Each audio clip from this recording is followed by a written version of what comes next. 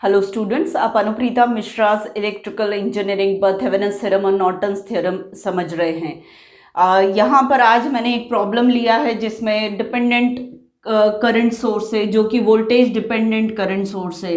और ये ऐसा करंट सोर्स है जिसका इंटरनल रेजिस्टेंस मुझे नहीं मालूम, और मुझे कहा गया है कि ए बी के अक्रॉस थेवेनिन्स इक्विवेलेंट सर्किट निकालो या नॉर्टन्स इक्विवेलेंट सर्किट निकालो, कुछ भी बोला जा सकता है। जब मुझे ए और बी के अक्रॉस नॉर्टन्स इक्विवेलेंट या थेवेनिन्स इक्विवेलेंट सर्किट कहा गया है, तो चलिए मैं थेवेनिन्स को अगर अप्लाई करती हूँ तो मुझे वीटीएच निकालना पड़ेगा। इस सर्किट का मुझे थेवेनिन्स इक्विवेलेंट सर्किट बनाना मतलब ऐसा बनाना पड़ेगा, और मुझे वीटीएच फाइंड आउट करना पड़ेगा, और फिर मुझे आरटीएच फाइंड आउट करना पड़ेगा।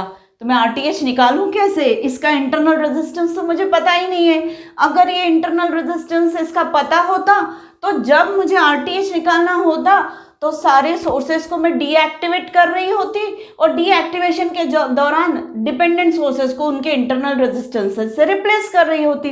अब मुझे यहाँ का इंटरनल रेजिस्टेंस ही नहीं मालूम, तो मैं इसे रिप्लेस कैसे करूं? और अगर रिप्लेस नहीं कर पाई और इसको मैं हटा भी नहीं सकती क्योंकि ये तो सर्किट में है, इसके इंटरनल रेजिस्टेंस का कंट्रीब्यूशन आरटीएच निकालने में आएगा ही आएगा और आना ही चाहिए। और अगर मैंने इसको हटा दिया तो मैं आरटीएच कैसे पता करूं?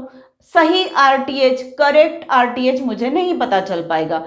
ऐसे ही अगर मुझे कहा गया नॉर्टन्स इक्विवेलेंट सर्किट पता करो, तो मैं आयन या short circuit current find out करूंगी। तो यहाँ पे मैं शॉर्ट अप्लाई कर दूंगी और आईएससी पता कर लूंगी, इसमें से बहने वाला करंट। फिर मुझे आरएन निकालना है, और आरएन किसके बराबर होता है? आरटीएच के बराबर ही होता है। ये वही मेथड यहाँ पर फॉलो करनी पड़ेगी आरएन निकालने में जो थेवेनिन्स में आरटीएच निकालने में करनी पड़ती। तो फिर मुझे इसका इंटरनल रेजिस्टेंस नहीं मालूम, तो मैं क्या करूं? मैं कैसे निकालूं आरटीएच या आरएन? तो इसका सिंपल सा दूसरा तरीका है जो मैं आपको बताने जा रही हूँ, वो ये है कि इस सर्किट में ए और बी के अक्रॉस एक बार आप ओपन सर्किट वोल्टेज मतलब वीटीएच पता करो, और एक बार आप शॉर्ट सर्किट अप्लाई करके आप एक बार शॉर्ट सर्किट करंट आयन पता कर लो। क्यों?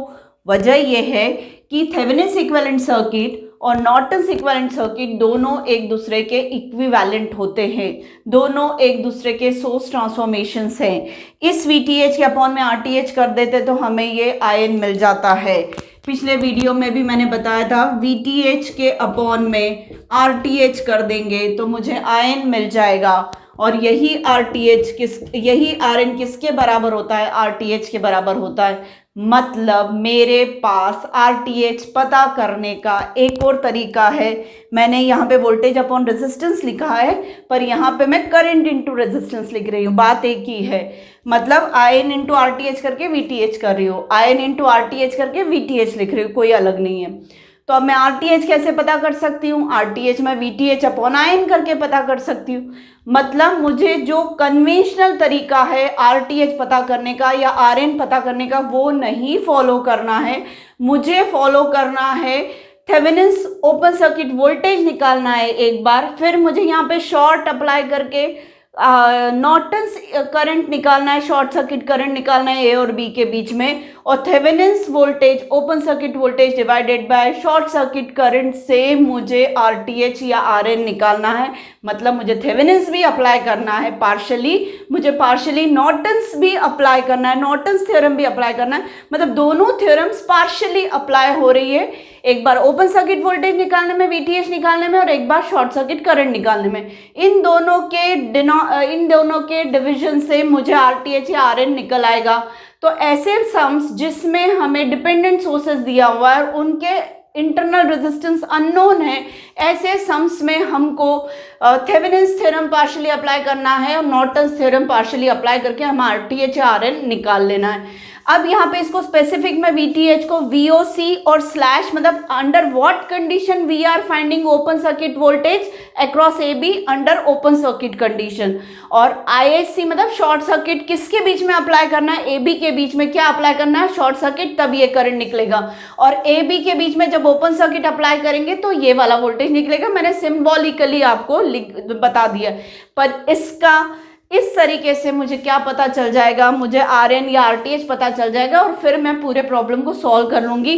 पर मुझे अगर थेवेनिन्स से कहा प्रॉब्लम सॉल्व करने को तो मुझे वीटीएच निकालना है, फिर मुझे आरटीएच निकालने के लिए मुझे आईएससी भी निकालना है, तो मैं VTH अपॉन ISC करके या VTH अपॉन IN करके मैं RTH निकाल लूंगी। मुझे नॉर्टन्स कहाँ निकालने को, तो मैं पहले क्या फाइंड आउट करूंगी, IN फाइंड आउट करूंगी, फिर RTH निकालने के लिए मुझे VTH भी निकालना पड़ेगा। मतलब आधा सम नॉर्टन्स थ्योरम और थेवेनिन्स थ्योरम के कॉम्बिनेशन से सॉल्व होगा। फिर चाहे हम बोले हम इसे थेवेनिन से सॉल्व कर रहे या फिर हम नॉर्टन से कर रहे, बात एक ही है। इसलिए मैंने हेडिंग ये वाली डाली हुई है कि चाहे डिपेंडेंट सोर्सेस वाले क्वेश्चंस पे एग्जाम में नॉर्टन्स लगाने को कहा तब भी यही प्रोसीजर है, थेवेनिन्स लगाने को कहा तब भी यही प्रोसीजर है। अब मैं इसका एक एडवांटेज बताती हूँ। जितनी बड़ी बड़ी मशीन्स है जिनके इंटरनल रेजिस्टेंस हम नहीं पता कर सकते, उनके आउटपुट टर्मिनल के अक्रॉस उसको हम सप्लाई दे दे मशीन्स को, फील्ड जनरेट होने दे और आउटपुट पे वोल्टेज डेवलप होने दे, तो वो ओपन सर्किट वोल्टेज अगर हम मेजर कर ले और उसके अक्रॉस, उस ओपन सर्किट के अक्रॉस फिर शॉर्ट लगा के एमीटर लगा के करंट मेजर कर ले, तो उस बड़ी मशीन का भी हमें क्या पता चल सकता है, इंटरनल रेजिस्टेंस पता चल सकता है। और एक बेस्ट एग्जाम्पल आपको मैं देती हूँ इसका। अगर घर पर जैसे प्लग लगा हुआ है किसी वॉल पे, स्विच बोर्ड पे प्लग लगा हुआ है, प्लग के अंदर की तरफ क्या सर्किट है मुझे नहीं मालूम, पर प्लग तक कितना वोल्टेज अवेलेबल है वो मैं मेजर कर सकती हूँ मल्टीमीटर से या वोल्टमीटर से। तो प्लग के जो 2 पॉइंट्स होते हैं उसमें मल्टीमीटर से आप वोल्टेज मेजर कर लो, और साथ में वहाँ पे शॉर्ट लगा के एमीटर फॉर्म में, मतलब एमीटर कनेक्ट करके आप करंट मेजर कर लो, तो वो voltage open circuit voltage divided by short circuit current उस प्लग पॉइंट का जो होगा वो आप उससे आप प्लग के पीछे के सर्किट का इक्विवेलेंट रेजिस्टेंस पता कर सकते हैं। मैं फिर से आपको बता दूं, ये प्लग पॉइंट है, अगर मेरे पास प्लग पॉइंट के यहाँ पर मैं वोल्ट मीटर लगा दूं तो मुझे यहाँ का ओपन सर्किट वोल्टेज पता चल जाएगा एक प्लग का। फिर मैं यहाँ पे एमीटर लगा के करंट पता कर लूँ तो ये जो वोल्टेज होगा ओपन सर्किट वोल्टेज कहलाएगा और ये जो करंट होगा वो शॉर्ट सर्किट करंट कहलाएगा। तो वोल्टेज अपॉन करंट करके इस प्लग के बैक साइड के सर्किट का इक्विवेलेंट रेजिस्टेंस मैं पता कर सकती हूँ। और जैसे ही मुझे वो इक्विवेलेंट सर्किट इक्विवेलेंट रेजिस्टेंस मुझे जैसे ही पता चल जाएगा प्लग के बैक साइड का, तो प्लग के बैक साइड का मैं थेवेनिन्स इक्विवेलेंट सर्किट या फिर नॉर्टन्स इक्विवेलेंट सर्किट भी बना सकती हूँ, क्योंकि मुझे RTH या RN पता चल गया है। कैसे? प्लग के अक्रॉस का ओपन सर्किट वोल्टेज और प्लग के अक्रॉस का शॉर्ट सर्किट करंट से मुझे ये दोनों पता चल गया है। एमीटर लगाने, वोल्ट मीटर लगाने से मुझे वोल्ट मीटर वोल्टेज भी पता चल गया है और एमीटर लगाने से मुझे शॉर्ट सर्किट करंट भी पता चल गया है। तो प्लग के पीछे के सर्किट का मैं इक्विवेलेंट थेवेनिन सर्किट या प्लग के पीछे का मैं इक्विवेलेंट नॉर्टन सर्किट भी बना सकती हूँ। तो ये सिंपलेस्ट एप्लीकेशन है नॉर्टन्स थ्योरम का और थेवेनिन्स थ्योरम का, जिसमें हम किसी सप्लाई सिस्टम का इक्विवेलेंट सर्किट छोटे फॉर्म में वोल्टेज सोर्स और सीरीज रेजिस्टेंस या करंट सोर्स और पैरेलल रेजिस्टेंस से हम इसका इक्विवेलेंट सर्किट पता कर सकते हैं। सप्लाई सिस्टम का, किसी भी सप्लाई सिस्टम का या किसी भी डिवाइस का हम इक्विवेलेंट सर्किट पता कर सकते हैं। उसके आउटपुट टर्मिनल का ओपन सर्किट वोल्टेज मेजर कर ले और आउटपुट टर्मिनल के अक्रॉस शॉर्ट लगा के एमीटर लगा के करंट मेजर कर ले। तो ये सिंपलेस्ट एप्लीकेशन है और बहुत यूजफुल एप्लीकेशन है थेवेनिन्स थ्योरम का और नॉर्टन्स थ्योरम का। हाँ, ये प्रॉब्लम मैं अब आपको नेक्स्ट वीडियो में सॉल्व करके बताऊंगी। तो उम्मीद है आपको ये सब पढ़ने में अच्छा लगा होगा, टेक्निकली आपको स्ट्रॉन्ग लगा होगा। इसका एक और मैं एडवांटेज बता दूं, वो ये है कि आप लोग नेटवर्क एनालिसिस सब्जेक्ट में या बेसिक इलेक्ट्रिकल सब्जेक्ट में लैबोरेटरी में थेवेनिन्स थ्योरम या नॉर्टन्स थ्योरम का एक्सपेरिमेंट परफॉर्म करेंगे। आपको एक किट दे दी जाती है, उस किट पर नॉर्टन्स एक सर्किट दिया जाएगा जिसका नॉर्टन्स इक्विवेलेंट या थेवेनिन्स इक्विवेलेंट निकालना रहेगा। अब उस सर्किट को वो कॉलेज ने वो किट जो है वो हो सकता है 5 साल पहले, 10 साल पहले या 2 साल पहले खरीदी है। तो उस किट में जो कि कवर्ड है, आपको नहीं दिख रही है, उस किट में बहुत सारे रेजिस्टेंसेस लगे हुए हैं। जो रेजिस्टेंसेस बार बार सर्किट को ऑन करके, मतलब वो एक्सपेरिमेंट बहुत सारे बैचेस परफॉर्म कर रहे हैं, बहुत सारे स्टूडेंट्स परफॉर्म कर रहे हैं, तो बार बार उस सर्किट को यूज करने पर उस सर्किट में लगे हुए डिफरेंट रेजिस्टेंसेस का मैग्नीट्यूड बदल जाता है। क्यों? क्योंकि वो बार बार गर्म हो रहा है, फिर ठंडा हो रहा है, गर्म हो रहा है, तो उसकी इनहेरेंट प्रॉपर्टीज थोड़ी चेंज हो रही है और उसके रेजिस्टेंस के मैग्नीट्यूड में बदलाव आ सकता है उसके गर्म और ठंडे होने की वजह से।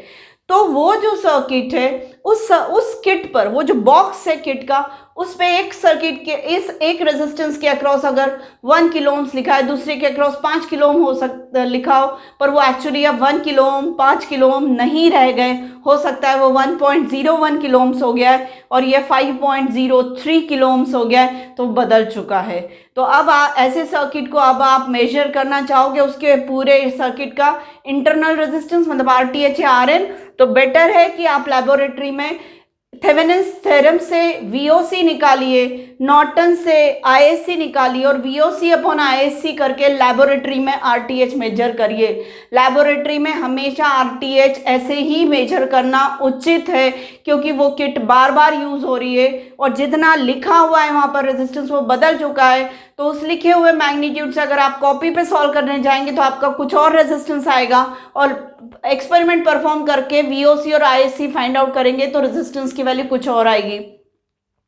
तो जनरली वाइवा में ये क्वेश्चन पूछा जाता है कि लेबोरेटरी में RTH पता करने का क्या तरीका है, तो आप यही बोलेंगे कि VOC अपॉन ISC करके, मतलब थेवेनिन्स ओपन सर्किट वोल्टेज और नॉर्टन्स शॉर्ट सर्किट करंट के डिवीजन से हमें RTH पता करना चाहिए। वो पूछेंगे क्यों, तो रीजन उसका ये है कि ऐसा इसलिए किया जाता है क्योंकि वो किट में लगे हुए सारे रेजिस्टेंसेस का मैग्नीट्यूड टाइम के साथ बदल चुका है।